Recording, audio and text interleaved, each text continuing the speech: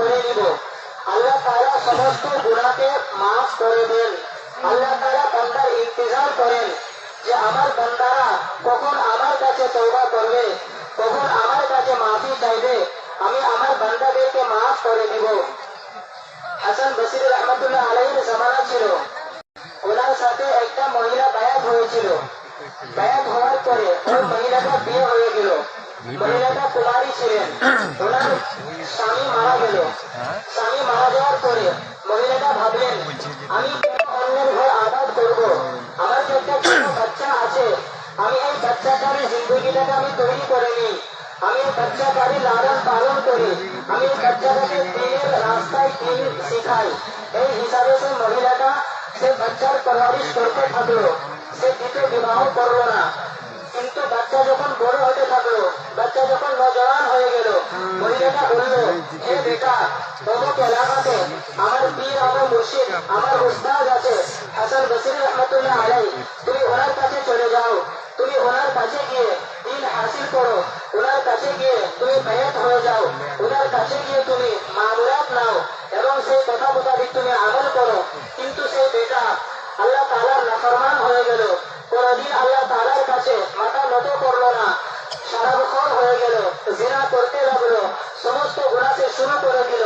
কিন্তু তার যখন নজওয়ানিতে, যুবক বেলায় তার যখন একটা শরীর খারাপ হলো, একটা অসুখ হলো, সে বিলকুল জিন্দগি থেকে মায়ুস হয়ে গেল যে আমি আর বাঁচতে পারবো না। তখন সেই ছেলেটা তার মাকে বলছে, হে মা, তুমি তোমার উস্তাদকে গিয়ে বলো তিনি যেন আমার নামাজের জানাজা পড়িয়ে দেয়। হাসান বসরি রহমাতুল্লাহ আলাইহির কাছে এই মহিলাটা চলে গেলেন এবং যাওয়ার পরে হাসান বসরি রহমাতুল্লাহ আলাইহিকে বললেন, হে উস্তাদ, আমার বেটা মরণ অবস্থাতে শুয়ে আছে, ও একটা দরখাস্ত করেছে যে আপনি যেন ওর নামাজের জানাজাটা পড়িয়ে দিবেন। তো হাসান বসরি রহমাতুল্লাহ আলাইহি জামানার বড় ওলি ছিলেন। ওই জামানাতে ওনার থেকে বড় ওলি কেউ ছিল না, ওনার থেকে বড় পীর কেউ ছিল না।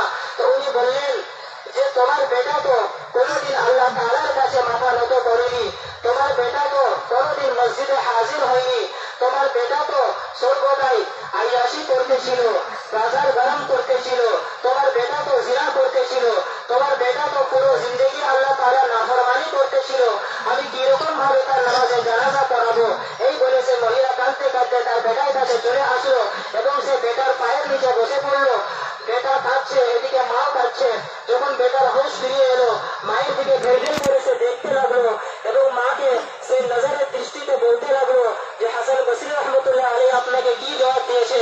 তো মা প্রথমে বলছে না, মাও কান্না করছে, বেটাও কান্না করছে। তখন মা তখন বলছে, হে বেটা, তুমি কত বড় গুনাহগার, তুমি কোনোদিন তো আল্লাহ তাআলার কাছে মাথা নত করোনি, তুমি কোনোদিন তো মসজিদে যাওনি, তুমি কোনোদিন তো আল্লাহ তাআলার কোনো হুকুমকে আদায় করোনি। আর যে জামানার সব থেকে বড় ওলি, যে জামানার সব থেকে বড় পীর, সে তোমার নামাজের জানাজা পড়াতে আজকে ইনকার করে দিয়েছে, অস্বীকার করে দিয়েছে। এদিকে বেটাও কাঁদতে লাগলো, এদিকে মাও কাঁদতে লাগলো। কাঁদতে কাঁদতে সে আল্লাহ তাআলার কাছে গিড়গিড়াতে লাগলো, ক্রন্দন করতে লাগলো। এই বলে সে আল্লাহ তাআলার কাছে সচ্চা দিলের সাথে তওবা করতে লাগলো এবং আল্লাহ তাআলা তার তওবাকে কবুল করে নিলেন। সঙ্গে সঙ্গে হাসান বসরি রহমাতুল্লাহ আলাইহিকে ইলহাম হয়ে গেল যে হে আমার ওলি, তুমি কি জানো না অমুক এলাকাতে আমার একটা বড় ওলির ইন্তেকাল হয়ে গিয়েছে, আমার একটা বড় ওলি মারা গিয়েছে, তুমি ওর নামাজের জানাজা কেন পড়াচ্ছ না? তো হাসান বসরি রহমাতুল্লাহ আলাইহি সঙ্গে সঙ্গে ওনার বাড়িতে হাজির হয়ে গেলেন এবং দরওয়াজাতে আওয়াজ দিলেন। যে দরওয়াজা খোলার পরে ওই মহিলাটা জিজ্ঞাসা করলো, আপনি তো প্রথমে তো আমার ছেলে জানাজা নামাজ পড়াতে ইনকার করে দিলেন, এখন কেন নামাজের জানাজা পড়াতে চলে আসলেন? তখন হাসান বসরি রহমাতুল্লাহ আলাইহি বললেন যে তোমার বেটা গুনাহগার ছিল, কিন্তু গুনাহগারের উপরে আল্লাহ তাআলার বড় রহম হয়। আল্লাহ তাআলা চান যে আমার বান্দা আমার সাথে মাফি চেয়ে নেক, সেই কারণে তোমার বেটা আল্লাহ তাআলার কাছে সত্য দিলের সাথে, সচ্চা দিলের সাথে তওবা করেছে এবং আল্লাহ তাআলা সে ওলি বনে গিয়েছে। সেই কারণে আল্লাহ তাআলা আমাকে ইলহাম করলেন যে আমি যেন তার নামাজের জানাজা পড়াই, সেই হিসাবে আমি ওর নামাজের জানাজা পড়াতে এসেছি। তো এই ঘটনা থেকে আমাদেরকে সবক নিতে হবে, আমরা যত বড় গুনাহগার হোক না কেন আল্লাহ তাআলার কাছে মাফি চাইলে আল্লাহ তাআলা সমস্ত গুনাহকে মাফ করে দিবেন। আল্লাহ তাআলা আমাদের সকলকে এর প্রতি আমল করার তৌফিক দান করুন।